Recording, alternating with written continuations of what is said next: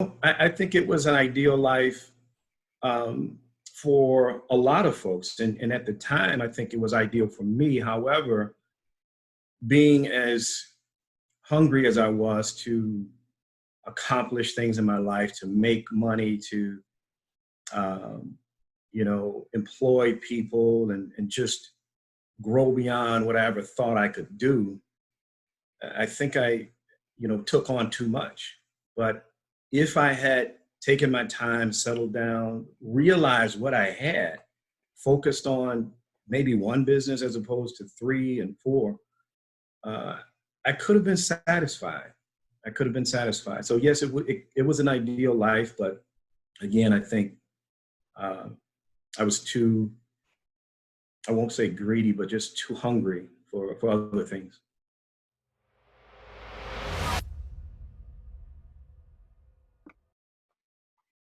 Hello, everyone. Welcome to Attitude of Altitude podcast. And today we have a very special guest with us who has lived the lifestyle owning a company, couple of companies making multi-million dollars, and has also been in jail and has now come out and is looking to live with a mission and a vision and rebuilding his life. Please help me welcome Derrick Brew. How are you, Derrick? Doing great. Thank you, Rima, for having me today. Thank you for joining us. I really appreciate you coming in and sharing part of your story and what learnings you've had.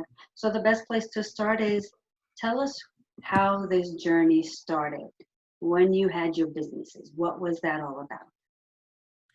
Well, this journey goes back some years. Back in 1997, I entered into the financial service industry, selling insurance, financial products, things of that nature.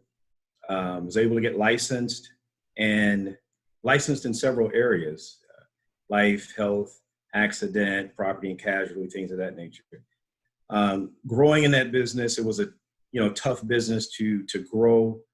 Um, Selling policies, knocking doors, making phone calls, things of that nature. But I was successful enough to uh, take that particular business to a six-figure operation. Um, so years had gone by. I had developed a lot of different relationships through different industries, mortgage, real estate, title, things of that nature. I learned a bit about the business as I progressed in my career, what they did, how they made money. And I was the type of person who always wanted to grow. So I learned a little bit about the business. I already knew what it took to start a business. And, the next step for me outside of owning my own agency, my insurance agency, was to start a mortgage company. So I started a small mortgage company, grew that to over 10 employees. I had 5 satellite locations there. Not soon thereafter, I was approached by a gentleman out of Chicago who was looking to expand the title business, and thought about it, flew to Chicago, talked to some folks, and the next thing you know, I was in the title business. Both the title and the mortgage business, first year, I took to over $1 million in revenue. I peaked at one point to having over 30 employees between all companies. I stressed myself out trying to run 3 companies. I had 21 rental properties. I had partnerships in other areas. I was doing everything. I dibbled and dabbled in the music business, managing some artists and producers. And at the time, the sky was the limit. I felt like I could do anything. I was helping people start businesses and things of that nature. So that's a long way to answer your question. That's how I got started. And at the peak, that's where I was. What year was this that you were at the peak, would you say? I was at the peak probably in early 2006. Okay. And at that point, were you married? Were you single? Were you I, spending your life at, as a single person? What was it like? What was life like? yeah, I was married in 2000. I got married in 1992. Okay. So I had been married, I guess, about 14 years at that point. We had four, beautiful children, two boys, two girls. And my wife was fortunate enough to stay at home with the kids, which was very important to her and me. And life was busy. I was extremely busy with the businesses. I was also trying to be a dad and, participate in my children's lives. So we did a lot of things together. And in addition, I was a coach. I coached my kids, baseball team, football team, went to different events for my girls who participated in dance and those types of things. So it was a really, really busy life. I spent a lot of time at work. But again, my wife was fortunate enough to be there with the kids for the majority of the time. So would you say it was an ideal life in some way that people would aspire to? I think so. I think it was an ideal life for a lot of folks. And at the time, I think it was ideal for me. However, being as hungry as I was to accomplish things in my life, to make money, to, employ people and just grow beyond what I ever thought I could do, I think I, took on too much. But if I had taken my time, settled down, realized what I had, focused on maybe one business as opposed to 3 and 4, I could have been satisfied. So yes, it was an ideal life, but again, I think I was too, I won't say greedy, but just too hungry for other things. So in the mindset that you were in then, the idea was to continue to grow. That's what you could see. Continue to grow. I wanted to grow the businesses to be $100 million businesses. I wanted to be able to employ more people than I ever dreamed of and help people in ways that they couldn't be helped before. I was one of few African-American owned, businesses in the area and recognized for that and recognized for helping a lot of people in many different ways. So it was very important for me to grow. And it still is to continue to grow, continue to help people. Was there anything missing during that period? Because you were saying you were busy, but was there anything that you could look at while we were in that situation? You go, I'm missing this. When I think about it in retrospect, and and if I had time to even think longer, I could probably come up with a ton of things that I think I was missing. But just off the cuff, some things I may have been missing. Balance in life. Although I was there for my kids, I probably could have been there more at home at earlier times, as opposed to working late and taking meetings and just continuing to expand business. I could have done that in a more strategic way if I had known. But you weren't thinking that back then. I was not thinking that way back then. It was go, go, go, get it while it's hot and, while it's there for me. And I was missing balance. I was missing rest. I was missing relaxation. We took family vacations. My wife and I really didn't get too many vacations alone by ourselves. That may have been missing. I had headaches. I had migraines like crazy because again, trying to take on too much. I was, we're very worried about how do I manage my business and make sure that everything grows according to plan. So I was very dogmatic about running my businesses as opposed to letting go and letting control, hiring managers who could do the job that I was doing with 3 companies. So when you launched the business, was it with the purpose of giving your family a certain lifestyle? What was in your mindset as you're growing these businesses? So there's a video I have, I think my sister-in-law has it, Tracy, I had a video when my wife and I first got married. We had a struggle getting to a decent financial place. And we were in a 1-bedroom apartment. And I walked around the house with this big video camera, videoing the things that we had, which was nothing. A small table, kitchen table that was donated to us, a sofa that was given to us, bedroom set that was donated to us.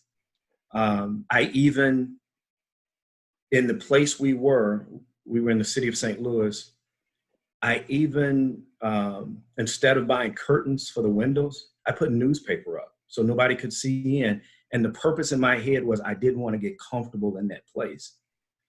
And in the video, I said, babe, we're going to be in a $300,000 house soon. We're going to have a car. We're going to have, more food than we could imagine. We're going to have this and that.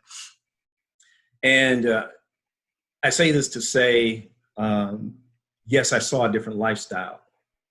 And looking at that video again, my sister-in-law brought it to my attention sometime thereafter. And I achieved everything I said in that video and more in providing the type of lifestyle for my family that I always dreamed of, I always wanted.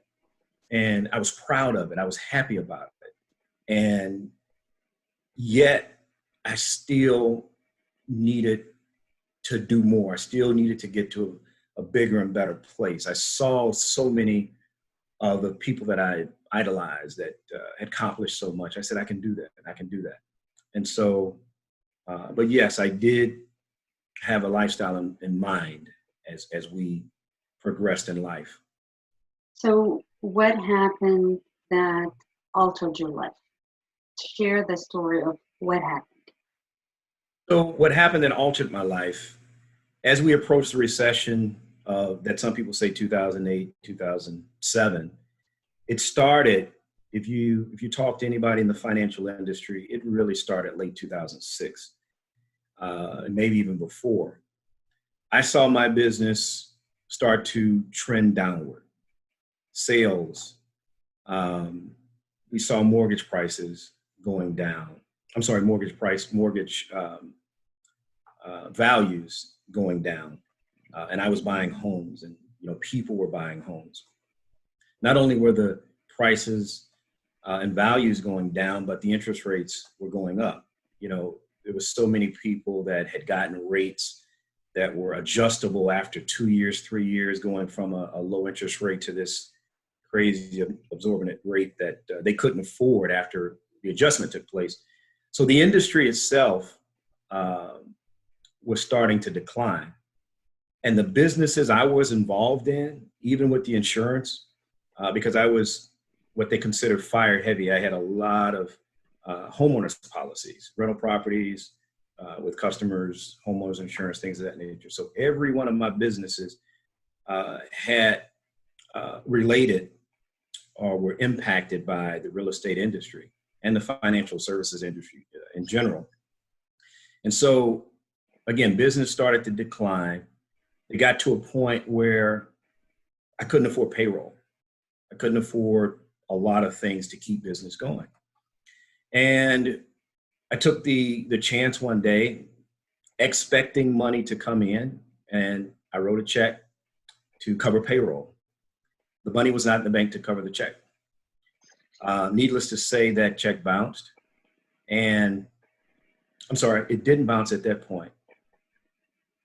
I tried to avoid it bouncing by writing another check to cover that check. And it became a system of what's called check kiting, or chasing checks to keep business afloat. I did that several times, and it was a large amount. And when it all settled, I couldn't afford to pay back my deficit. The FBI came to see me, and they were very, very cordial, to be honest with you. They even made the statement. They came to my office and said, Derrick, we see you're not a criminal. People who do this, they do this in large sums. They send it off. And to keep the money, they saw the money was being invested back in the business to keep the business afloat, to keep 30 people employed. Well, they gave me an opportunity. They said, call the bank, see, ask them will they give you time to get this taken care of. And I was gracious that they were going to give me an opportunity to see if I could remedy this. Well, everybody I knew who at one point had money, there were people that could loan me money at the snap of a finger. You need $25,000 here, Derrick. Everybody was out of money. This was a time when everybody took a hit. And so there was no means for me to get out of this hole. And, I couldn't pay the money back. So it took, to be honest with you, almost 3 years for them to finally indict me on that check kiting. And I thought it was going to go away at one point because of the situation, but ended up getting indicted for it in 2009, and was sentenced to a 12-month and 1-day sentence in prison camp in Terre Haute, Indiana. And I actually spent 8 months of that 12-month sentence there. And I probably went on and on past the question you asked. But, no. What was it like to get that sentence, to even receive the word that you're going to be sentenced? It was surreal. It was surreal. I sat in the courtroom. The judge even, seemed confused when he looked at me. He said, "Mr. Brew, you have college, you've been a successful business person." I had all of these folks that were there with me at the sentencing, from attorneys to principals and business associates that were able to vouch for the type of character and person that I was. And it was nerve-wracking, it was surreal, and it was frustrating. And I sat there and, when I received the sentence, because I actually pled guilty to it, I knew I did wrong. It was nothing to fight. I was relieved to get that part of my life over, but I was going into fear mode about what was going to happen to my family during this transition. What was it like actually going to jail? So going to jail. I was to turn myself in April of 2010. I forget what day, April 10th, I think it was, 2010. And so my family drove me, 2 hours out to this prison camp. Prison camp was right in the middle of two facilities, the medium security and then the maximum security. And as they dropped me off, in the car, I gave my wife a kiss. I said, I'll see you all later. I got out of the car and I walked straight ahead. I didn't look back. I just walked straight to the prison. Went in and they did their checks, got me checked in. I wasn't afraid, of prison itself. Number one, I was going to a prison camp. It wasn't, maximum security prison or anything like that. I knew, situations and people who had been in prison before, and I talked to them. So I went in, with the mindset of, studying, preparing myself to get out. What can I get involved in that would keep me balanced, keep my mind off of worrying about my family, and at the same time try to grow while, potentially 12 months of my life are going to be housed in this facility. So it wasn't a bad experience. It was actually, for me, a good experience. It was time for me to shut down. Couldn't do anything but shut down. I studied, I participated in different ministries there. I spoke, I gave, many different sermons, if you will, to organizations. I met people there. We were able to talk about business and, things of that nature to, again, keep the mind in a decent place. I worked out and I learned a lot. I was in with, a lot of other business people and from all walks of life, and was able to learn about the thoughts of, why they were there, what got them to that point, and things of that nature. So it was an experience that I wouldn't wish on anybody, but I wouldn't take it back because it has changed my life. How did it affect your ego to go from ownership of multi-million-dollar companies to all of a sudden now you're serving time? It was the biggest embarrassment of my life. My ego was shot. This person who, me trying to chase down my reputation in so many instances, trying to stay this squeaky clean individual who loves people, loves business, loves helping, loves, educating and things of that nature. I was a speaker at church quite often.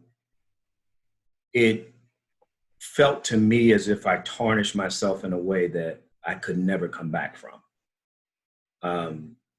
I didn't want to see people. I moved from the house I was in to a house that was, 40 minutes away, where I could feel like it was away, but yet still in the vicinity. It affected me in a very bad way. I mean, I had, to be honest with you, suicidal thoughts. I had, it affected me in ways that, again, I didn't think I could come back from. How long did it take you to end your sentence? Not the actual sentence in jail, but the sentence of you judging yourself. Or is it over? I think it's coming to an end. And I would say thanks to so many different things. My wife, who's constantly pushed me and keeps me grounded, encourages me. And, this newfound group I have, this mastermind group, which you're a part of. And, Pat, has one of the longest running, most successful mastermind groups out there. It gave me an opportunity, a platform to really tell my story. And I think in doing that, Rima, it's helping me to overcome my past. It's helping me to end the imprisonment of this mental imprisonment that I put myself in. So is it over? I think it's coming to an end. Thanks to, again, so many different people. And I think also me continuing to self-develop, reading books, listening to audiobooks, and people who've been through the same thing I've been through and worse. So those things have helped me to get to this point where I'm ready to even talk about it. I didn't even want to talk about it at one point, especially publicly. So this is a good transition point for me, and I'm really thankful. And I really wanted to do this interview on purpose because so many people go through whatever it is they go through in their life, and they serve their time. They've already paid for whatever it is that they went through. Yet in their own mental, they still continue to live in that space and serve sometimes a lifetime of that. So that's why I really wanted you to bring your story to life, to see where does the sentence end so you can begin living again. So the bigger sentence, the sentence wasn't the jail, even though you spent time in jail, but the sentence was after jail. Absolutely. What were some of the thoughts? I know you mentioned suicide and stuff. I want people to clearly understand when something happens, how we relive it, and we really start to invest our today's energy in things that aren't moving us, but how do we get them to move forward? So that's why I want them to hear that part of it, and what are you doing now to move forward again? Yeah. That, you said that so well, Rima. I put so much, I spent eight months in a prison camp, and 10 years Mm, I imprisoned myself because of what I did, because of the embarrassment, because of, feeling like I won't have this opportunity again. I won't be able to work in corporate America. I won't be able to make the same money. I can't have the same lifestyle. And what are my kids going to think about me? What is my wife going to think about me? What are our friends going to think about me? Family. Or what is somebody going to think about me when they hear the fact he's been in prison? I was so messed up mentally that I couldn't move forward in life. I couldn't get the job that I wanted. I was afraid to apply for this and apply for that. I was afraid that I was going to have to tell somebody, this is what I went through, this is what I experienced, and they're going to judge me. They're going to think I'm a bad person. They're not going to like me. I was able to get over that with different tools. Again, my family, my wife, who doesn't see me any different, as a matter of fact, sees me as even stronger. That person that is going through that right now or has been through that, I commend that person on having made it through that phase of life and getting into a different phase of life. And now it's that person's time to shake it off, get up, and make life happen. That experience, as tough as it was for me and as tough as it is for somebody else, or was for somebody else, nobody can take it away from them. It can enhance your life in ways that you never expect and never know.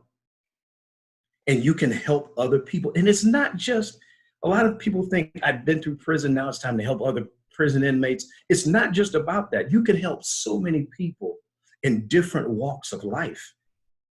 Children, adults, entrepreneurs. It doesn't matter. That experience was so valuable. That judge told me, he said, Mr. Brew, I'm going to sit you down for 12 months and a day. He said, give you some time to think. He said, I think it'll be good for you. And a good buddy of mine told me, and I say this again to other people who are going through or have gone through this. I said, give me something, tell me something. And he said, D. Brew, that's what they call him, D. Brew. He said, I wish I could do more. I wish I could say more. He said, but what I will tell you is this too shall pass. At the time, Rima, I wanted to say some curse words. I'm like, man, I'm getting ready to leave my family for 8 months. I'm getting ready to have to deal with this for the rest of my life. And you're telling me this too shall pass? When I went to prison, I remember laying in the bed and looking at the ceiling. And I'm thinking, man, I got 12 months to go. And it seemed like the snap of a finger. I was laying in my bed at home, looking at the ceiling. And I said, he's right. This too shall pass. And it did pass. And then that 10-year span of imprisonment for myself, it is passing and has just about passed. And so that's what I would leave anybody with that is going through or has gone through, that this too will pass. I'm a witness to that fact. It will pass. Then what are you going to do? What are you preparing for when it does pass? And then when you get to that point, how do you continue to grow and progress and discover your true purpose for this life. So Derrick, if I set you up in front of a group of a young generation, early 20s to mid 20s, and I said, Derrick, here they are. They're launching their life, they're launching their careers. What would be something that you would want to tell them right off the bat, now that you have learned this lesson in your own life? What would you be telling them? I would say as a young person, first of all, remember that you have your whole life ahead of you. Prepare yourself for life. Do everything you can to develop yourself. Whatever career or purpose you feel like your life holds, pursue education in that direction, in that area. And education doesn't necessarily have to be school or college, although I'm a big proponent of college. But study books, read books that pertain to what you want to do. Listen to audio and video that pertain to what it is you want to do. Because as I told my son, life goes like this. You'll be 18. You could be 18 today, and the next thing you know, you're 24 years old. Life doesn't stop. So you have to continue every day to prepare yourself. What you do today will affect your every tomorrow. It will affect your tomorrow. As far as reputation is concerned, as a young person, don't feel like you have to chase down if somebody says something about you or this and that, don't chase down your reputation. As far as I was concerned, it was a waste of time when I look back. As long as you know that you're doing what you want to do, what you're supposed to do, and you're doing the right thing, that's all that matters, and you're coming from the heart. Don't let anybody take that away from you. And no shortcuts. Life is about hard work. And the moment you think you're going to get away with something, or it may not even be malicious, it may be, oh, this is just this little innocent thing that I know is not quite right, but, I'm going to do it. A lot of people are doing this and I'll get away.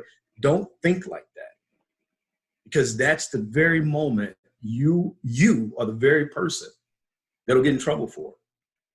It's not worth it. It's not worth it at all, believe me. Take that advice.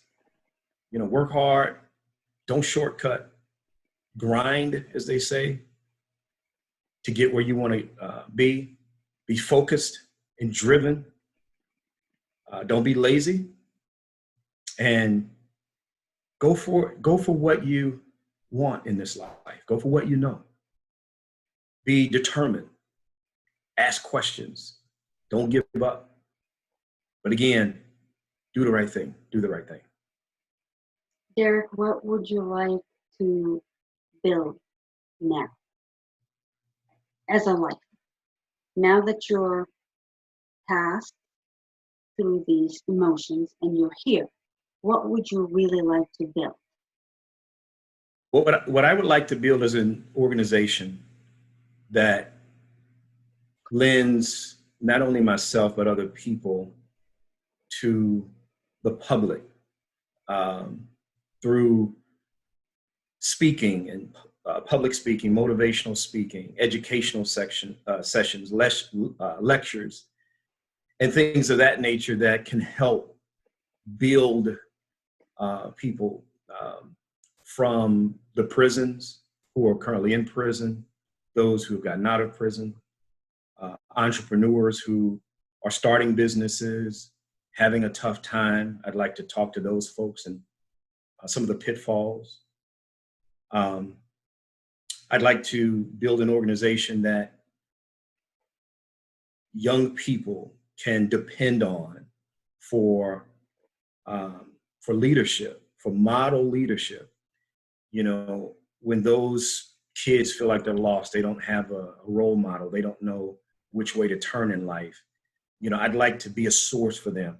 I'd like to be able to provide people with educational opportunities to learn about products, services, jobs, careers that are really not talked about in public. There's so many intricate um, careers out there that pay very well that somebody might love to do, but just they don't know about it. They might be perfectly geared towards it, but they just don't know about those things. And I'd like to travel the world helping people. Uh, I know you have a big vision, Rima, and the folks that you're trying to touch across the world. I have a similar vision to the number of people I'd like to impact. And to be able to say I left this life at some point and I made a positive difference in somebody's life. And that's pretty much a broad scope of what I'd like to do going forward. How would you structure your life from business to an individual? What would you do differently, if any, from when you were at the height of your career? I would be more, I would pause a lot more. Uh, I read a book about, and I forget what it was called. It was about just slowing down, making decisions. Back then, I was all about making it happen, being a mover and shaker, not really putting a lot of thought into the decision I'm going to make and the impact that it could have, the consequences that decision could have on my future. So, I'd really want to, as I move forward, be able to pause and be able to bounce ideas off of other successful individuals who are on the same road, who have been through what I'm getting ready to go through, and learn from those folks, take them on, hopefully, or they'll take me on as a mentor, and learn how to structure the business in a way that'll be sustaining, self-sustaining, and productive and progressive, safe, and fruitful, for myself, my family, and so many other people. Have you been able to rebuild some of the relationships that you had back then that might have been lost due to imprisonment? I can't say that I've necessarily tried to rebuild relationships. There's people that I've talked to that, I had, going back, some years, I would apologize to people that may have indirectly been affected, by me, employees, partners, things of that nature. And, I'm sincerely apologetic for anybody that I may have affected in any way, and some of the relationships I had from a business perspective, friendship, they're still there. I think most of those folks still hold me dear, and I hope that's the case. As a matter of fact, I got a phone call today from a former employee who was just checking on me to see, hey, Derrick, how you doing? And I told him I was just thinking about you. So I would hope that, even some of the relationships I haven't reached back out to will, still see me as genuine and still see me as a person who loves peace, harmony, and still wants to help. I just, I'm more careful as to how I help. And again, the decisions I make moving forward. But I'm still that same Derrick Brew who loves people and wants to see people do well. So have you forgiven yourself? That's a very good question, because you ask, the mastermind group has mentioned that, my wife constantly says that to me. And I can truly say, yes, I've forgiven myself. And, it doesn't take away what happened, but it's okay to forgive myself and move forward in life, because that was one of the pieces that held me in prison. So I forgive myself. Derrick, I forgive you. Nice. and I'm happy that you asked that question, and I'm happy that my wife continued to drill that at me. As frustrating and as aggravating as that was when she was telling me to forgive myself, she didn't let up, and I'm grateful for that. How has your perspective been altered, if any, by looking at others from a judgment perspective when you're seeing someone else go through something?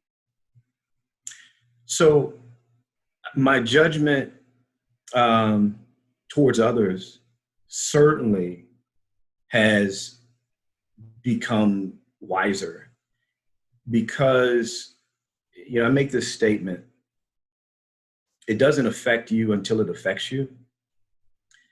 And in times past, it was easy to judge. We're humans. We're human beings being human. Mm-hmm. And we tend to naturally judge people. He did this, she did that, as if we're so, perfect. And today, especially having gone through what I went through, lost business, lost everything I had at the time, home, cars, didn't have anything. And understanding, or actually living that experience, of course, I don't want anybody to judge me. So it's almost like when things happen to you, it's a wake up, and it makes you realize I don't have anybody to judge. I'm not perfect. I've and it's evident, and it just wakes you up to realizing that everybody has a different perspective on life. You don't have to agree with it, but I think it's important to respect it. And it's important to, from a judgment perspective, consider other people's situation. And there's a reason everybody is like they are, because of their perspective. So I don't judge anybody. I do think it's important, though, through the storytelling that I'm doing, or the storytelling that anybody else does, to help wake people up to the fact that because you're not affected right now, it's still important to consider other people's situation and not be so judgmental in those situations, in any situation. Beautifully said. And I love that you've mentioned your wife a couple of times in this interview. How important is it having someone that loves and supports you fully? How would you rate that? Oh, it's on a scale of 1 to 10, it's off the chart. And my wife has been my biggest cheerleader. She's been my biggest asset. And she coached me through all of this. She preached me through all of this. She prayed me up through all of this. She had to go out and get a job when I was gone away, and with the kids, with 4 young kids, and that was strength. She's an extremely robust, strong woman who I saw as a person who would never leave me nor forsake me, and would be there with me through the thick and thin. And that, to me, was vital. That was so important as I went through this situation. And even after getting back and me not being the same, having lost confidence and feeling like woe is me, and she was still there. She endured my every up and down, And it was a lot of downs that she had to suffer through. And she suffered well, and I'm thankful for her. She is my backbone and everything that you could ask for in a partner. And still all the while being the best mother I'm sure that any child could ask for.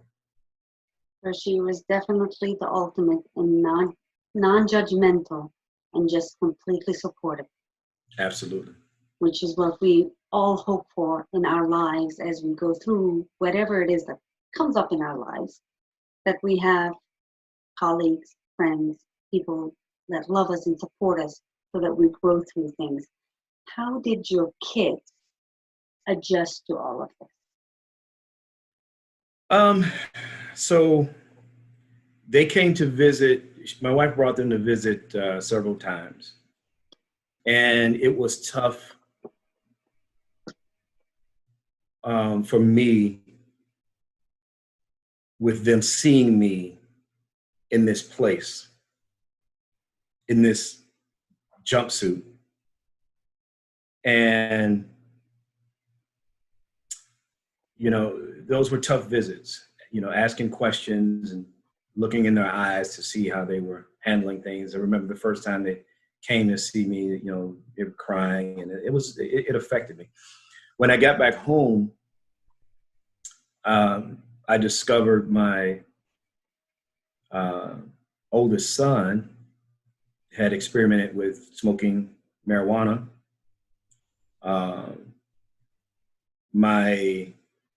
I had missed out on a full wrestling season of his, and I had planned on putting the kids into some other programs during that whole fall and winter session that never took place. And it was the re-entry back into life was difficult because I didn't want my kids to know me as this prisoner and their friends. Oh, your dad's been in jail, that type of thing. It was different. It was different. I was still dad. We'd still spend time together. We'd still go out and do this. I'd still talk to my kids, get them through homework, got all of them into college. And yet there was still this strangeness about what I had gone through. So, I'm not sure if my son would have, experimented with marijuana if I was there or not, but, I just look at some of those things that may have affected their lives in some way. And, but I try to take that and use, again, what I've learned from that to help inspire them to live a better life. And that's all I can ask for. I love them today. I love them to death. And, I think we're past that. And, I think we're in a good place. I appreciate you being as honest as you can with everything that you've been through and what you've lived through. Is there anything that you want to share that I might not have asked that you think you just want to share? I think you asked some really great questions. This is really the second time I've publicly, outside of a few times at church that I've spoken about this. But, there's a light at the end of the tunnel. Whether a person's gone through what I've gone through, worse, or other situations, and whether it be death or, my wife experienced, both parents, losing both parents within 10 days. And so it was the toughest time of her life. And so there's a light at the end of the tunnel for all of our dark times. And I think we just have to maintain during that dark period and try to stay as supported as we can to make it through, because we're going to come out of that tunnel into the light at some point. And when the light comes, just be ready for it. As you're in that tunnel, prepare yourself to come into that greatness, into that light, and affect your families, affect other people, be that shining light in this life, and love one another. That's what I'll leave everybody with. Love your neighbor and help one another. Yeah. Thank you, Derrick. I really, really appreciate everything you've stated. And I Thank you. hope our listeners get a ton of nuggets out of this and even re-listen to this, because there were a lot of nuggets for everyone to learn and grow through. Thank you so much again. Thank you, Raymond. Have a great one. And remember, everyone, your attitude about life, about everything, determines your altitude. So if you want to alter your life and who you're being, begin by altering the attitude that you have, by refining and defining it to make yourself better. Thank you again, Derrick. Have a great one. You too. Thank you, Raymond.